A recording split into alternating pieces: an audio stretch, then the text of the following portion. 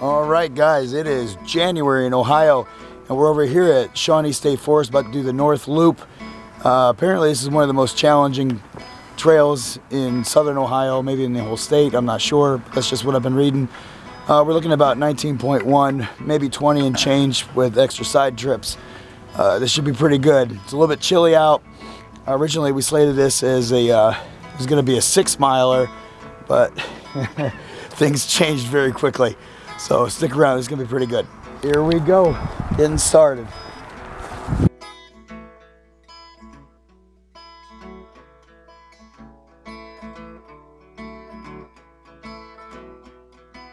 guys are gonna have to deal with my voice being kind of froggy.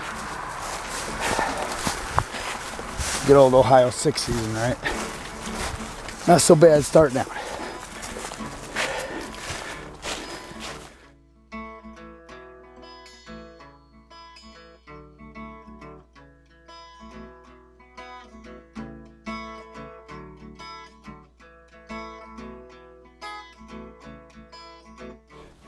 So I learned a valuable lesson. Trekking poles are a godsend on hills, because we just had a steady incline for a good bit, coming all the way up. If it hadn't been for these trekking poles, that would have been a lot more difficult. What do you say, fellas? Absolutely.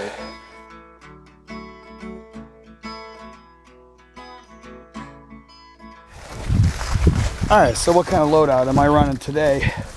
Well, it's essentially the same thing that I took with me when we did that piece of the AT, plus a little bit of extra warming layers, being later in the season. It is a bit colder. We're holding steady about low 30s right now, but we are further north than we were on the last one. First run with the trekking poles and on these hills, they definitely come in handy. So, dealing with mostly hilly terrain, up and down, but nothing fairly steep. It's pretty steady, but they're long ups and downs too, so you're gonna have these long stretches. All in all though, being January, couldn't ask for better weather.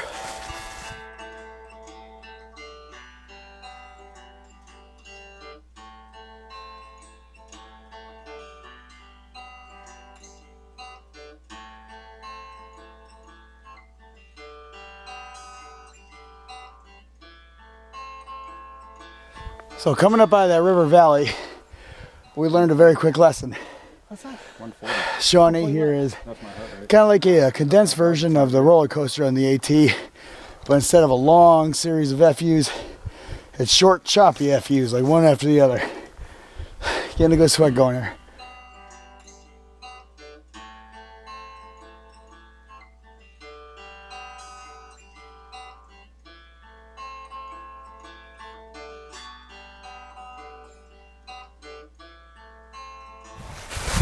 So we got to the point where the ups and downs are fairly sharp.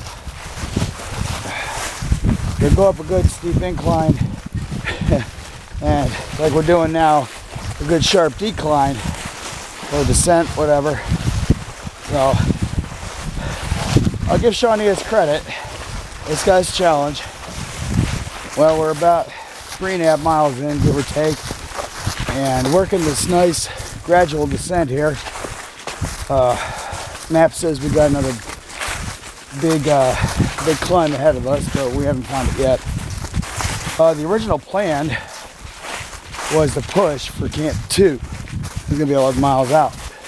Given the daylight and the pace that we're keeping, we ain't gonna make that, so we're gonna camp out at Camp 1 tonight. But that's not a bad thing, because that means we can stop by, check out the fire tower and all the other stuff around the area. So essentially adding a day into the hike, so not a big deal. But we are steadily heading down to what looks like a creek bed down here.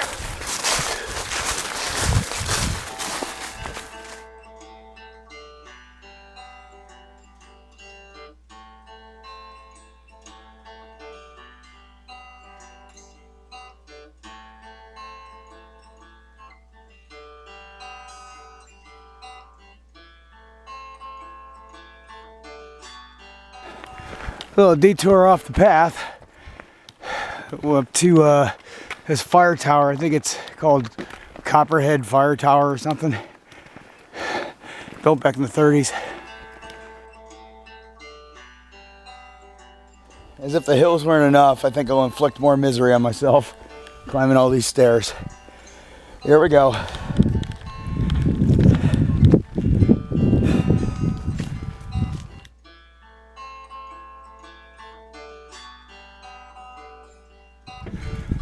Alrighty, and onto the platform.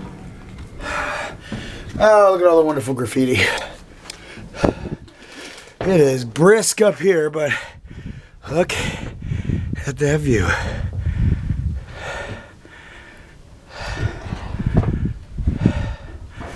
Well, the fire tower was cool, so we're back on trail.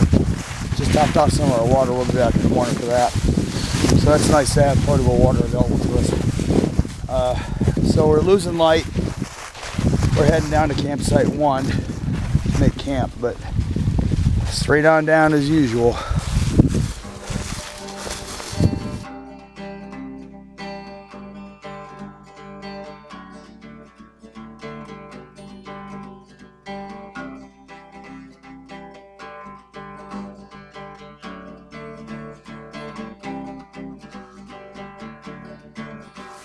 All right, coming in on campsite 1. 6 miles and change today. Not a huge distance, but pretty good campsite here. So we gotta get set up, and that'll be that. All right, we're getting ready to go for day 2. Fire's already put out, camp's already packed up, filtered out our water. We're ready to go. So let's hit the trail. All right, so we broke camp. A couple of steep inclines coming up, but now we're on actually a pretty smooth ridge walk, so not much scenery. A lot of trees and undergrowth and stuff, but not bad. Not bad at all. All right, so we've been rerouted. Apparently, this section of trail has been closed off due to reforestation or something like that. And seeing as we don't want to be subject to jail or fines, I guess we're going to be cutting off that little leg.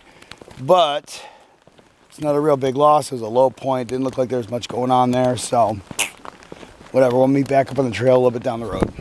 So after about a good mile walking on the roadway, which even though it was gradual straight going up, it kind of sucked, but we missed out on a lot of trail because active logging going on. It was all shut off. So we're finally back on the trail. Here's one of the very few overlooks you're going to find in the North Loop. This trail is not known for being particularly scenic, but it's what you get. So we worked to get up here, but it's pretty good.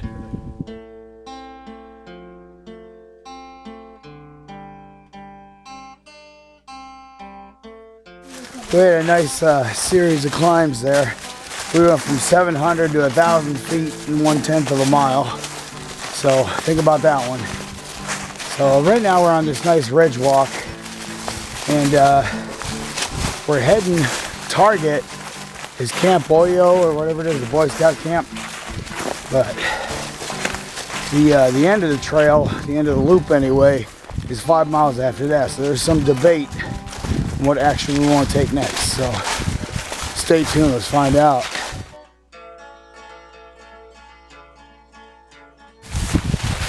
There's the roadway. Well, we reached the roadway, and we opted to bypass the remainder of the trail.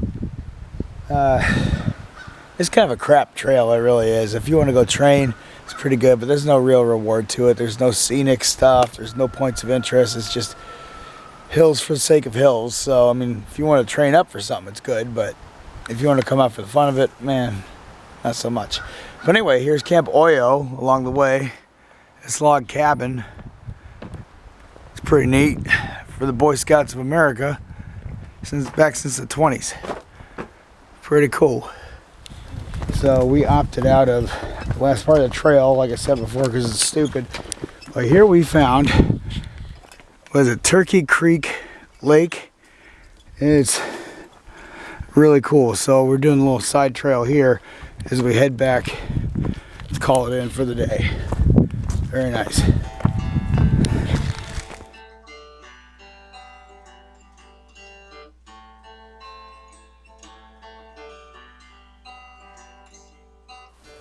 All right, and there it is, guys. I'm done. We did 19.1 miles.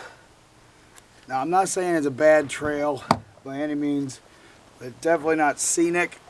Oh, and it's there's no real points of interest or anything like that. But if you need to train or something like that, yeah, it's definitely the way to go. It's tough.